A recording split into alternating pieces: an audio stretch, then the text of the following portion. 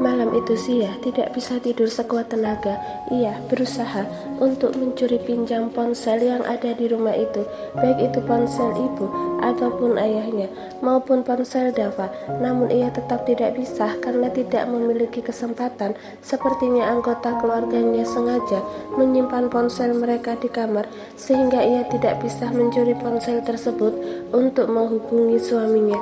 Sungguh Sia benar-benar gelisah dan kasihan membayangkan suami yang pasti akan resah memikirkannya. Mana saat makan malam tadi, ia stres memperhatikan anggota keluarganya yang memandanginya dengan tatapan pilu. Ya, Sia bisa memaklumi apa yang ada di pikiran orang tua serta adiknya. Pastilah mereka membayangkan penderitaannya kala ia dinodai oleh Ren. Pasti mereka membayangkan hal yang sangat tragis yang membuat mereka pilu, karena dirinya juga sama seperti itu.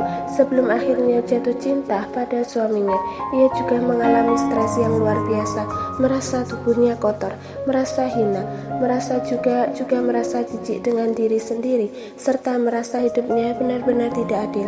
Sampai akhirnya Tuhan memberinya karunia perasaan yang begitu indah pada sang suami hingga membuatnya melupakan semua perbuatan suaminya.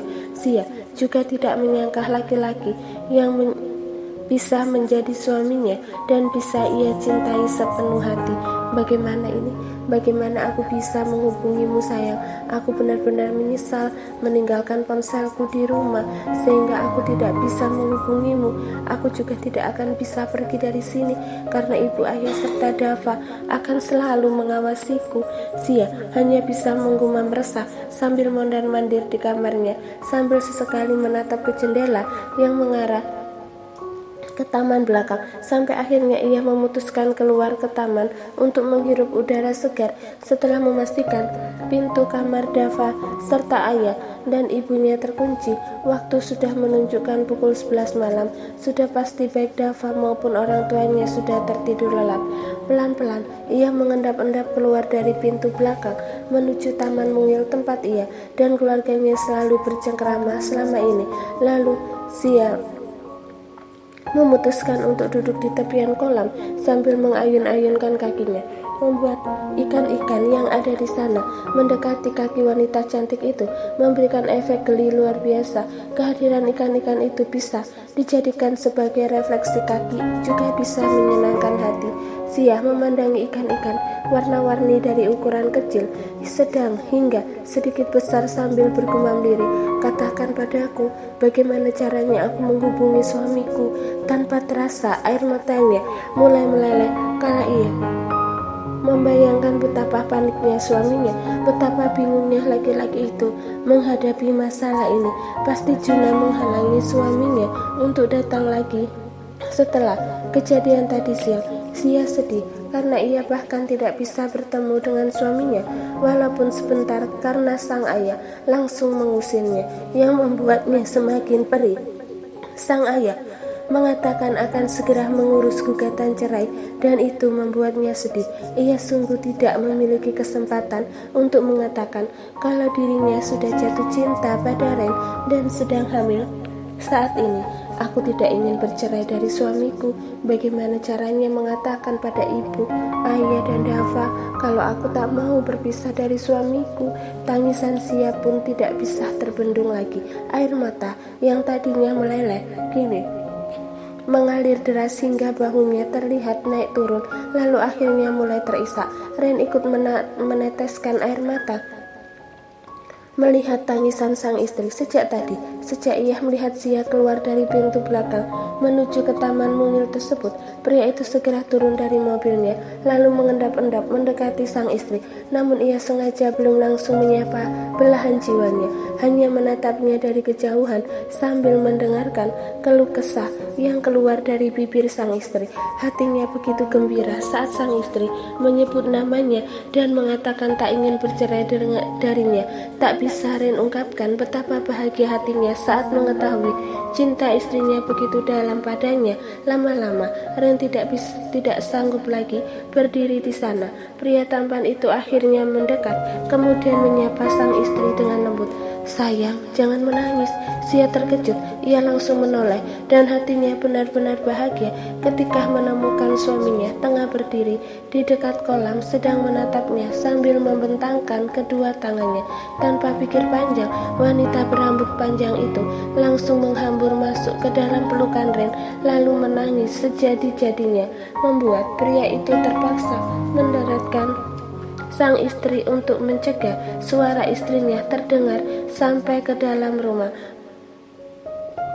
Itu pun tersambut. Sia yang sangat merindukan sang suami juga merasa sangat cemas seharian menerima semua perlakuan manis dari Ren. Mereka pun meluapkan semua rasa yang bercampur baur di dalam hati mereka sampai akhirnya mereka sama-sama lega dan pelan-pelan mengurai tautan masing-masing. Maafkan aku sayang, aku bukannya nakal dan tahu waktu. Aku hanya tidak ingin suara tangisan kamu terdengar ke dalam sana.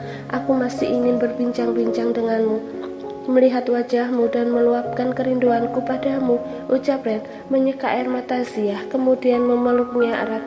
Kita ke mobil aja yuk, semoga saja keluarga kamu tidak bangun, harap Ren. Mereka tidak akan bangun, mereka akan bangun nanti jam 4 pagi, jelas Sia. Itu artinya kita masih punya waktu 5 jam lagi.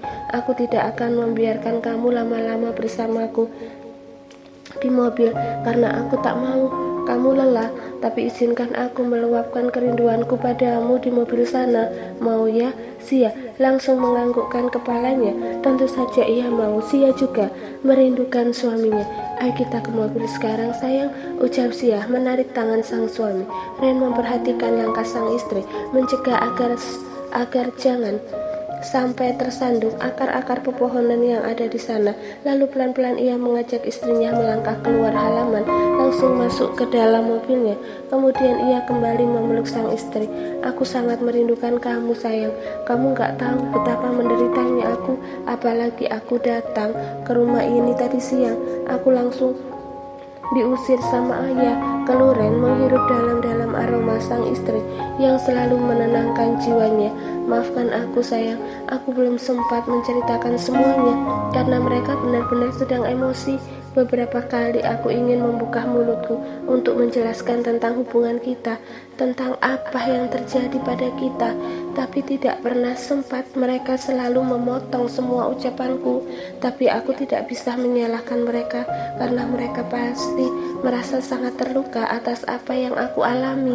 Sia menjelaskan situasi yang terjadi di keluarganya tadi. Aku mengerti sayang, aku juga tidak akan menyalahkan ibu, ayah, juga adikmu. Wajar mereka membenciku karena aku memang jahat sama kamu. Tapi bagaimana ini sayang, ayah akan menyiapkan gugatan cerai untukmu. Ren mengurai pelukannya lalu memegangi wajah sang istri. Tidak akan pernah ada perceraian sayang. Kok bisa? Sia mengernyitkan alisnya.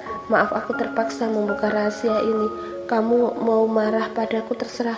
Maksud kamu? Sia semakin bingung. Ren lalu menceritakan surat perjanjian yang ditukarnya ketika proses penandatanganan kontrak saat ingin menikah waktu itu, dan itu membuat Sia tersenyum lega, bukannya marah pada suaminya. Makasih sayang, terima kasih sudah membuat ide segila itu. Ren memandangi wajah cantik istrinya sambil mengonfirmasi, kamu gak marah? Kamu gak marah aku bohongi? Sia tersenyum. Kalau aku tidak jatuh cinta padamu, mungkin aku akan sangat marah dan merasa ditipu mentah-mentah. Namun karena aku sudah jatuh cinta padamu, aku malah merasa itu adalah sebuah keberuntungan. Trik licik kamu, Juna, dan Dokter Mila itu malah menolong kita. Artinya sebagaimanapun ayah berusaha ingin memisahkan kita, kita tetap tidak akan bisa bercerai. Makasih atas pengertianmu sayang. Aku kira kamu mau ngambek padaku tadi. Ren akhirnya bisa bernapas lega. Begitu cintanya kamu sama aku, sampai kamu menggunakan trik untuk mendapatkan hatiku. Aku bangga sayang. Sia menatap sang suami penuh cinta. Ren memegangi kedua pipi sang istri, lalu menatap matanya penuh kasih sayang. Sayang, temani aku sebentar di dalam mobil ini sebelum kamu kembali ke dalam ya. Seterusnya kita lanjut video call saja. Aku sudah bawakan ponselmu kemari, jangan khawatirkan. Apapun, kita pasti bisa mendapatkan restu dari ibu dan ayah serta Dava.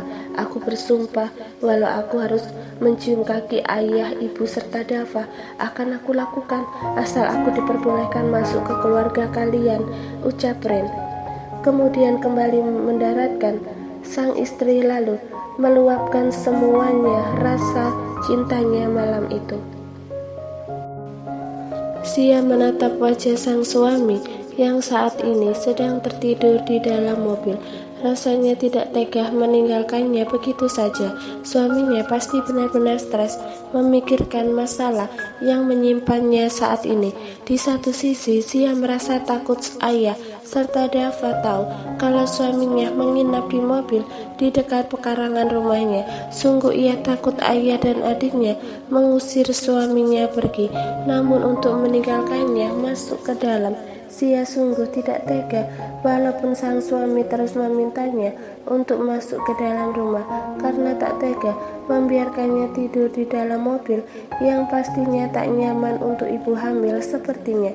Sampai akhirnya Sia berhasil meyakinkan suaminya kalau ia juga ingin ikut menginap di dalam mobil karena tak kuat harus berpisah.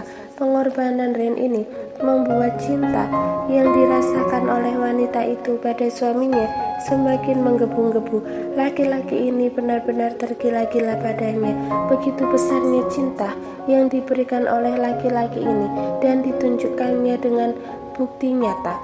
Trik Ren untuk menjeratnya melalui surat perjanjian yang ditukar itu sudah membuktikan kegilaan suaminya padanya, dan ia sama sekali tidak marah akan hal itu. Malah Sia bertambah bangga. Cinta di hati Sia pun semakin subur. Kini waktu sudah menunjukkan pukul 4 pagi. Ia harus segera masuk ke dalam rumah sebelum sang ayah dan adik memergokinya. Dengan sangat terpaksa, Sia membangunkan sang suami dan memintanya untuk pulang. Sayang, bangun. Sia membelai kepala sang suami, membangunkannya dengan lembut. Mata Ren seketika terbuka saat mendengar istrinya memanggilnya. Hatinya begitu bahagia saat melihat wajah sang istri tepat di depan wajahnya, sehingga tanpa sadar Ren segera meraih sang istri masuk ke dalam pelukannya. Begitu tidak ingin berpisah darinya. Ren tahu persis sang istri membangunkannya karena ingin segera masuk ke dalam. Rasanya tidak sanggup untuk berpisah lagi dengan sang istri. Dipeluknya erat-erat sang istri, seakan tak rela melepasnya pergi. Sia terenyuh. Ia membelai kepala dan punggung sang suami, memintanya segera meninggalkan kediaman orang tuanya. Pulanglah sayang, datang lagi kemari malam nanti kalau kamu memang menginginkannya. Aku tidak ingin berpisah darimu. Aku tidak sanggup. Lirih Ren menyurukkan kepalanya pada sang istri, terus memeluknya posesif. Kita harus pelan-pelan meyakinkan ayah dan ibu seperti yang kita bahas semalam sayang. Aku juga hari ini akan berusaha bicara pada ibu dan ayah. Siapa tahu mereka tidak akan memotong pembicaraanku lagi. Semoga saja mereka sudah agak sedikit tenang, ucap Sia menguatkan suaminya. Walaupun ia juga tak yakin bisa berhasil meyakinkan keluarganya, tapi Sia akan tetap berusaha berjuang demi bisa bersatu dengan sang suami lagi. Ren akhirnya menghela nafasnya, kemudian menikmati pelukan yang begitu hangat sepuas-puasnya sebelum akhirnya ia melepaskan untuk berpisah sementara, lalu akan bertemu lagi tengah malam nanti di sini secara diam-diam, dan itu sungguh sangat menyiksa. Namun itu akan tetap ia lakukan daripada tidak bertemu sama sekali. Ren akan tetap datang dan rela tidur di mobil sampai ia mendapatkan restu dari keluarga Sia. Sungguh berat rasanya melepas kamu masuk ke dalam sana, sayang.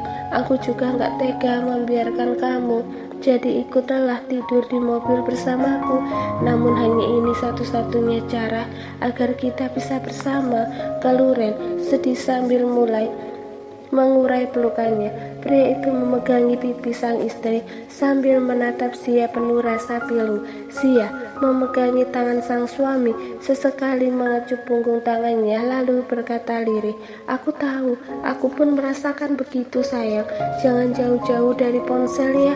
Kalau kamu sudah dalam kondisi aman, sedang berada di dalam kamar dan lain sebagainya, segera hubungi aku. Kita bicara dan video call aja. Jangan lupa kunci pintunya agar ponsel kamu tidak direbut oleh keluarga kamu." Ren mengingatkan, karena meskipun ia bisa bertemu sang istri tengah malam nanti, tetap saja setiap menit ia ingin mendengar dan melihat wajah sang istri via video call. Seharian tanpa mendengar dan menatap rupa sang istri pasti membuatnya gila. Aku mengerti, aku tidak akan mengaktifkan suaranya.